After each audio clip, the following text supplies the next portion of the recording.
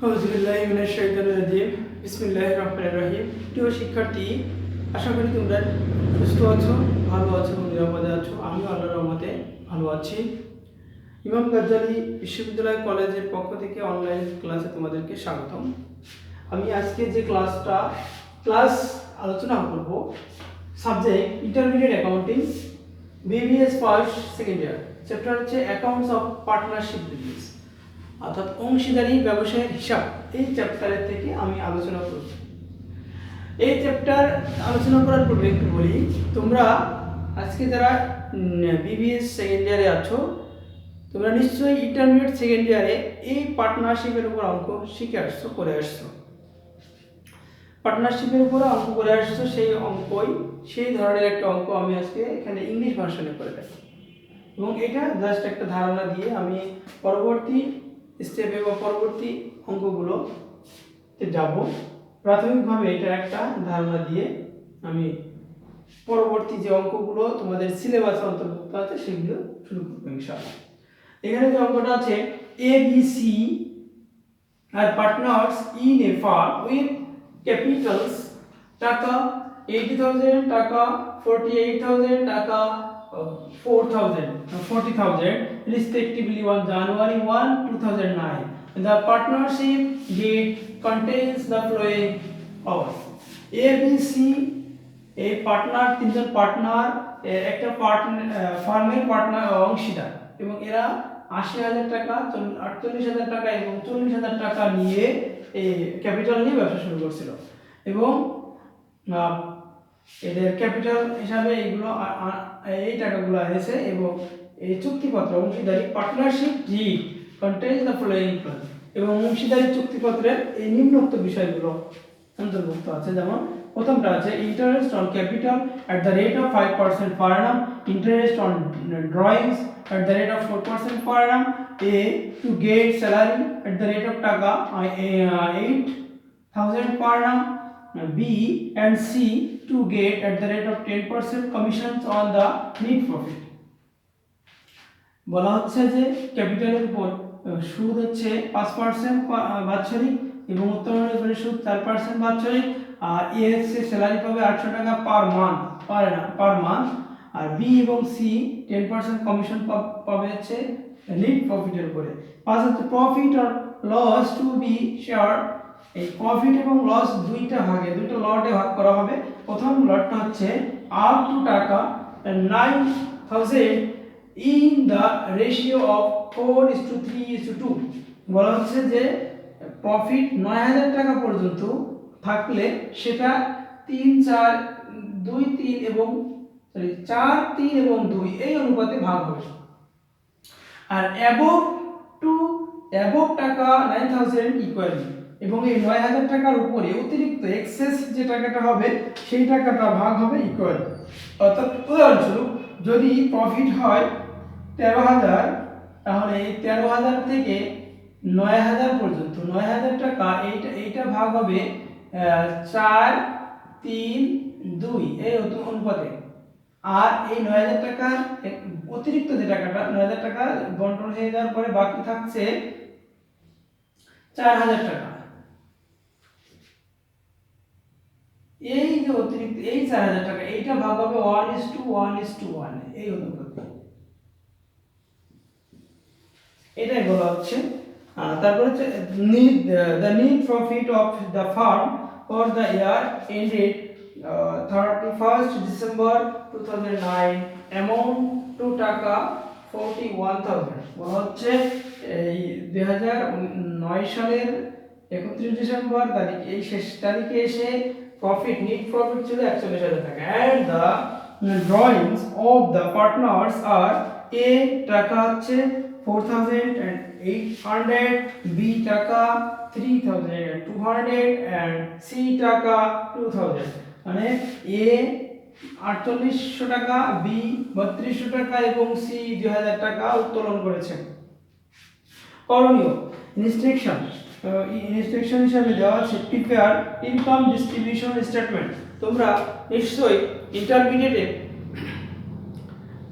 Profit আর loss অর্থাৎ আবন্টন হিসাব মুনাফা আবন্টন হিসাব, লাভ লোকসান আবন্টন হিসাব করে এসেছো। সেই লাভ লোকসান আবন্টন এটাকে ইংরেজিতে বলা লেখা হচ্ছে ইনকাম ডিস্ট্রিবিউশন স্টেটমেন্ট, মানে এই মুনাফার আবন্টন বিবরণী, অর্থাৎ লাভ আবন্টন বিবরণী।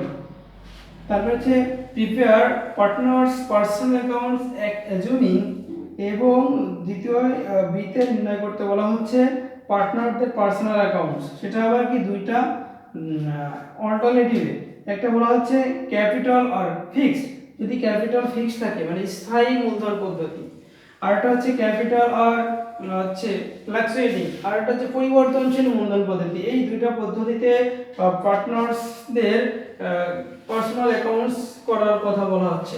যে শিক্ষার্থী, আমি এখন এই এ এবং বি এই দুটো সলিউশন এখানে কি হবে বা কিভাবে করা হবে আমি এখন তোমাদেরকে একটু দেখাই।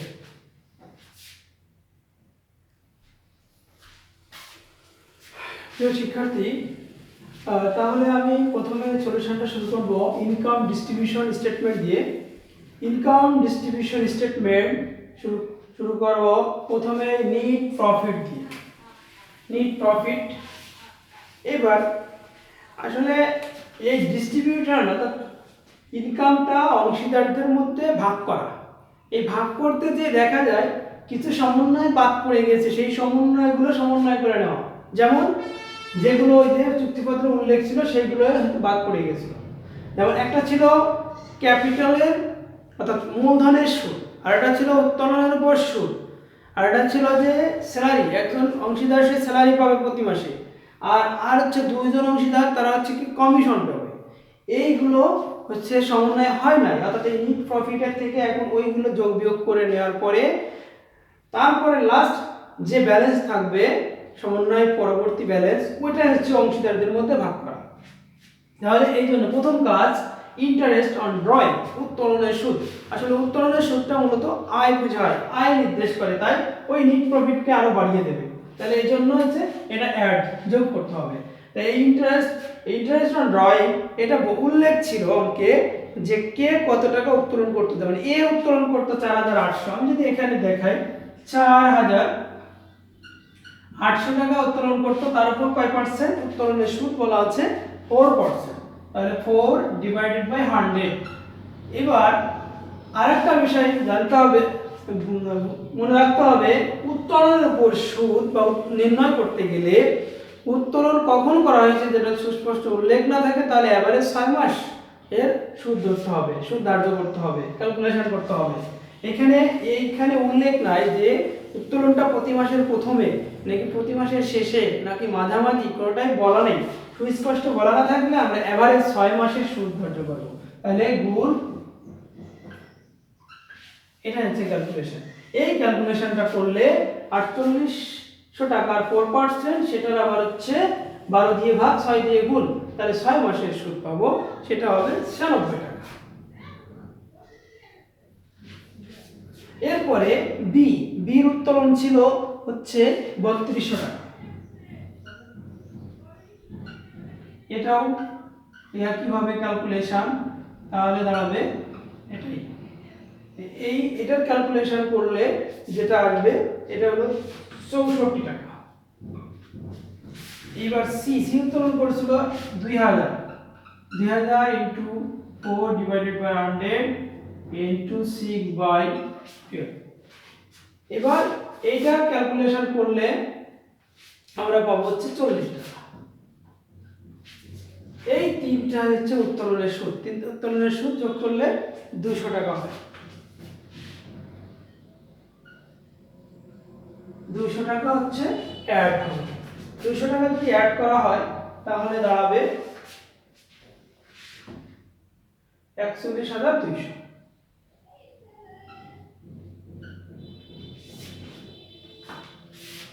এরপরে আসি ইন্টারেস্ট অন ক্যাপিটাল। ক্যাপিটালের উপর সুদ এখানে বলা আছে, যার কার ক্যাপিটাল কত ছিল, যেমন প্রথম ছিল এ ছিল 80,000, আর বি ছিল 48,000, সি ছিল হচ্ছে 40,000।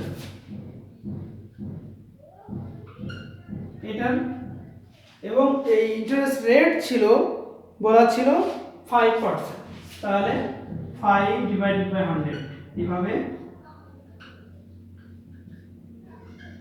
ক্যালকুলেশন করলে আমরা ক্যাপিটালের সুদ পাবো। এই ক্যাপিটালের সুদ প্রথমটা পাবো 4000, প্রথম এ হচ্ছে 4000,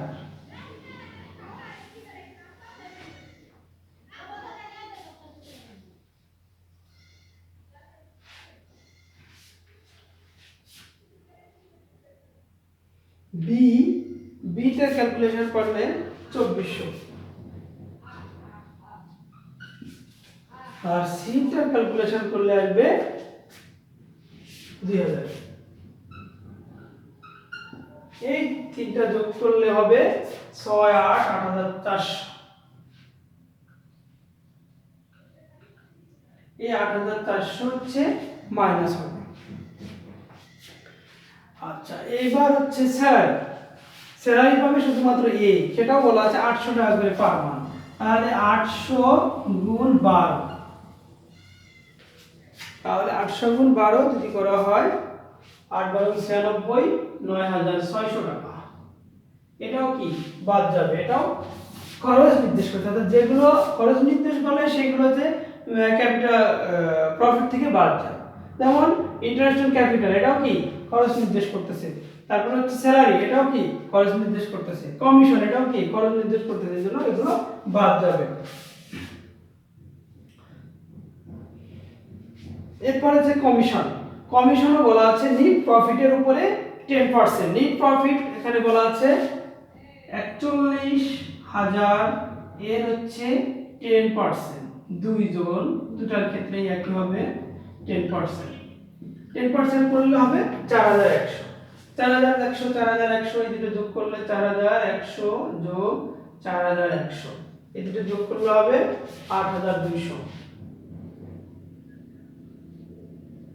কমিশন 8200 কমিশন, এটাও বাদ যাবে। এবার এই তিনটা ওই প্রফিট থেকে এই তিনটা যদি বাদ দেওয়া যায়, বাদ দিলে পাওয়া যাবে ব্যালেন্স থাকবে। এই তিনটা বাদ দিলে ব্যালেন্স থাকবে 15000। এই 15000 টাকা এখন অংশীদারদের মধ্যে বন্টন করা হবে। বন্টন করতে যে আবার একটা বিষয়, দুটো লটে ভাগ করা হয়েছিল। একটা হলো বলা হয়েছিল যে 9000 টাকা পর্যন্ত ভাগ হবে 4 3 2 এই অনুপাতে, আর 9000 পরবর্তী যে ব্যালেন্সটা থেকে যাবে, পরবর্তী অ্যামাউন্টটুকু ভাগ হবে ইকুয়াল। তাহলে প্রথমে আমি 9000 টাকা যদি ভাগ করে দেই, 9000 টাকা 4 3 2 অনুপাতে যদি ভাগ করি, তাহলে 4 প্রথম 9000 টাকা যদি ভাগ করি,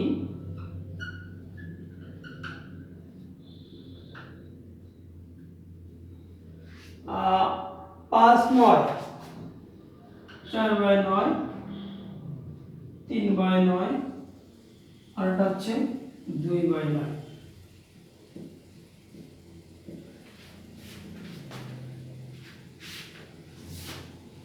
এটার ক্যালকুলেশন আসবে প্রথমে 9 1000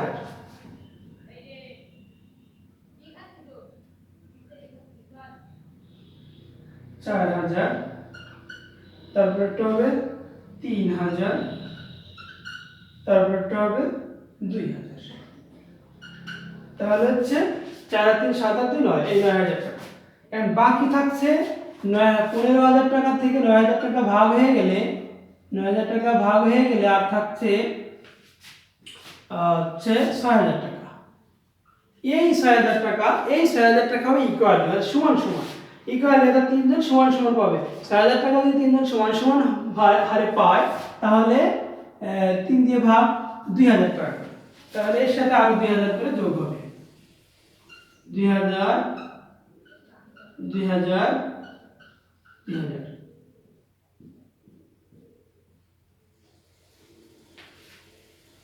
তো টোটালি তাহলে এর প্রফিট দাঁড়াবে 6000, বি দাঁড়াবে 5000, আর সি হচ্ছে 4000। এই মোট হচ্ছে 15,000 টাকা। 15,000 টাকা, এই 15,000 টাকা প্রফিট ভাগ হয়ে গেল। 15,000 টাকা প্রফিট দেওয়া ছিল, 15,000 টাকা ভাগ করে দেওয়া হলো, এখন ব্যালেন্স কি হলো? নীল।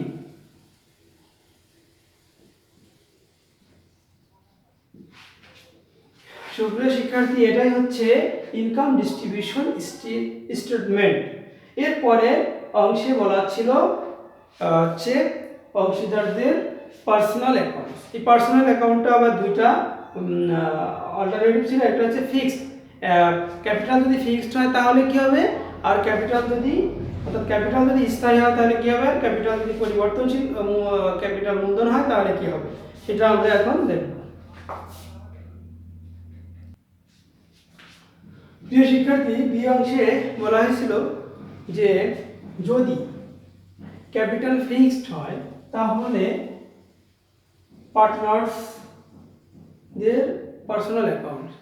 ক্যাপিটাল ফিক্সড মানে ক্যাপিটালের সাথে রিলেটেড যে অ্যাকাউন্টসগুলো ক্যাপিটাল থেকে বাদ যায় এবং ক্যাপিটালের সাথে যোগ হয়, এইগুলো দেখানো যাবে না বা দেখানো হবে না। অর্থাৎ ক্যাপিটালটা স্থায়ী থাকবে, স্থির থাকবে।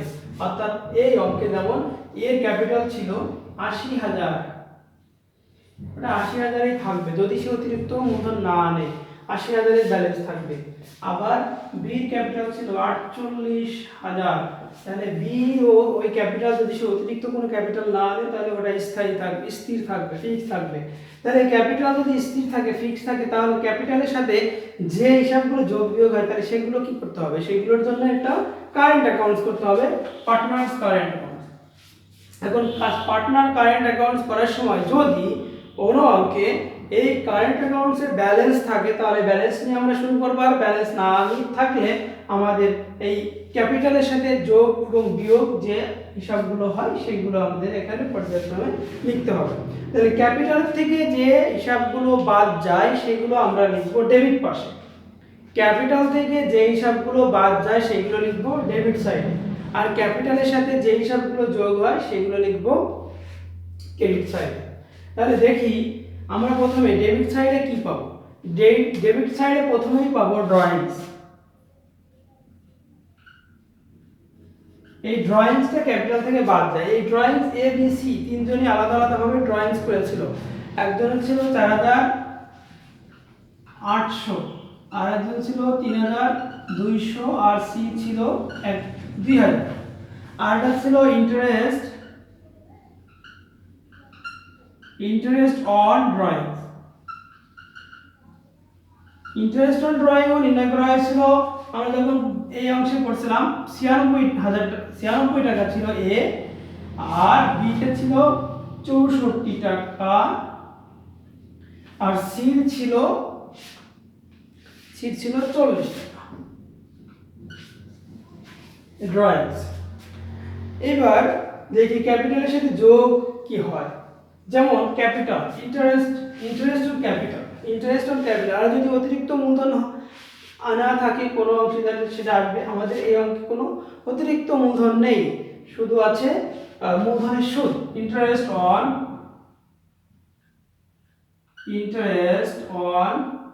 ক্যাপিটাল,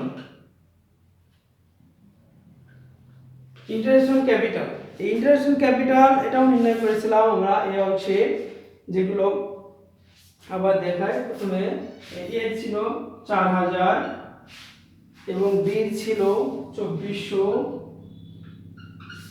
আর সি ছিল 2,000। Interest on capital. এরপরে আসি স্যালারি। স্যালারি পেজ, এটাও তার পার্সোনাল অ্যাকাউন্ট, পার্সোনাল হিসাব। তাহলে এটাও তার ব্যক্তিগত ক্যাপিটালের সাথে, তার ক্যাপিটালের সাথে যোগ হবে। এটা শুধুমাত্র এর ক্যাপিটালে, যে স্যালারিটা এর ক্যাপিটালে স্যালারিটা যোগ হবে। স্যালারি ছিল 800 টাকা করে প্রতি মাসে, হয়েছে 9,600 টাকা। এই স্যালারিটা পাবে শুধুমাত্র এ। আর ছিল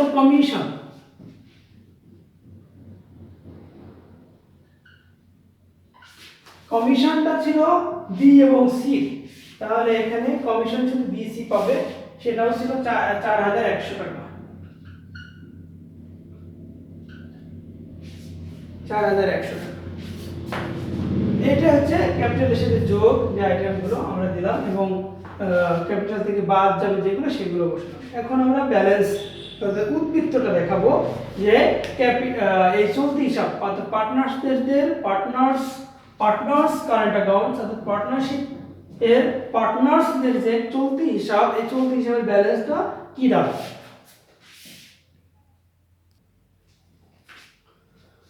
প্রিয় শিক্ষার্থী, এখানে শেয়ার অফ প্রফিট এটাও ক্রেডিট সাইডে যাবে, সেটা হচ্ছে ৬০০০ টাকা, ৫০০০ টাকা, ৪০০০ টাকা। এরপর আমরা উদ্বৃত্ত নির্ণয় করলাম। পার্টনার্স কারেন্ট অ্যাকাউন্টস এর উদ্বৃত্ত অর্থাৎ এর ব্যালেন্স হচ্ছে ১৪৭০৪, বি ব্যালেন্স হচ্ছে ৮২৩৬, সি এর ব্যালেন্স হচ্ছে ৮০৬০। এটা হচ্ছে পার্টনার্স কারেন্ট অ্যাকাউন্টস এর ব্যালেন্স বা পার্টনার্স কারেন্ট অ্যাকাউন্টস। এরপর দ্বিতীয় অংশে চেয়েছিল যে when capital is fluctuating, মানে যদি পরিবর্তনশীল হয়, ক্যাপিটালটা যদি পরিবর্তনশীল হয় সেক্ষেত্রে কি হবে। সেক্ষেত্রে অবশ্যই পরিবর্তন হবে, ক্যাপিটাল পরিবর্তন হবে। সেক্ষেত্রে আমাদের এখানে হেডিংটা হবে পার্টনার্স ক্যাপিটাল অ্যাকাউন্টস। পার্টনার্স, এখানে আমরা কারেন্ট অ্যাকাউন্টসের জায়গায় লিখব পার্টনার্স ক্যাপিটাল অ্যাকাউন্টস। আর একটা কাজ হবে, ক্যাপিটালের যে ব্যালেন্স আছে আমরা এখানে শুধু অ্যাড হবে, ক্যাপিটালের ব্যালেন্সটা এখানে বসাই দিব।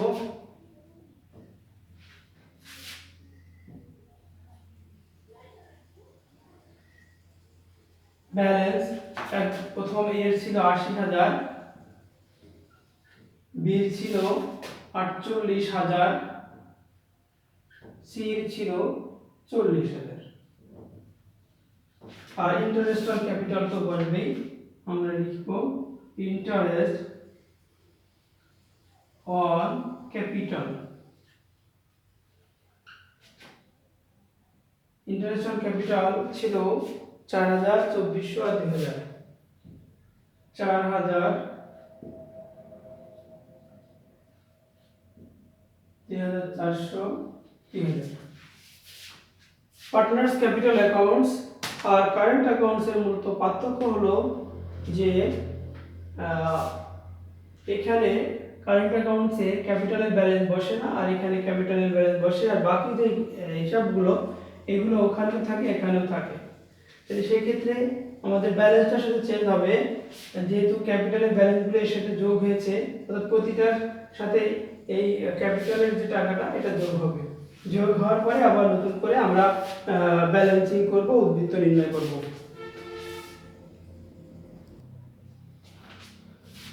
প্রিয় শিক্ষার্থী, দ্বিতীয় অংশে বলা ছিল when capital is fluctuating, মানে যদি পরিবর্তনশীল হয় মূলধন তাহলে কি হবে। তাহলে আমাদের একটা পার্টনার্স ক্যাপিটাল অ্যাকাউন্টস করব।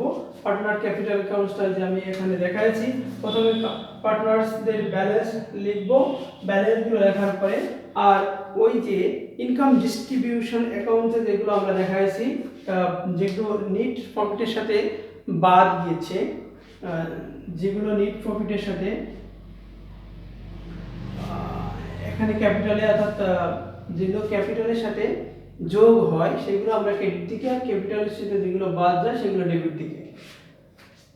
আর আরেকটা হচ্ছে যদি ওটা অ্যাকাউন্ট আকারে হয়, যেটা মুনাফা আবন্টন, লাভ লোকসান আবন্টন হিসাবে যেটা ডেবিট দিকে সেটা ক্যাপিটালে এসে ক্রেডিট দিকে, আর লাভ লোকসান আবন্টন হিসাবে যেটা ক্রেডিট দিকে থাকে এটা ডেবিট দিকে।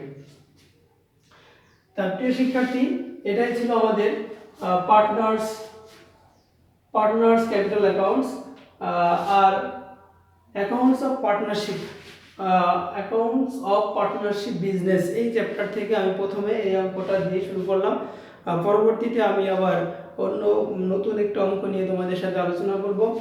সে পর্যন্ত তোমরা সবাই সুস্থ থাকবে, এই আশাবাদ ব্যক্ত করে আজকের আলোচনা এখানে শেষ করছি। আল্লাহ হাফেজ।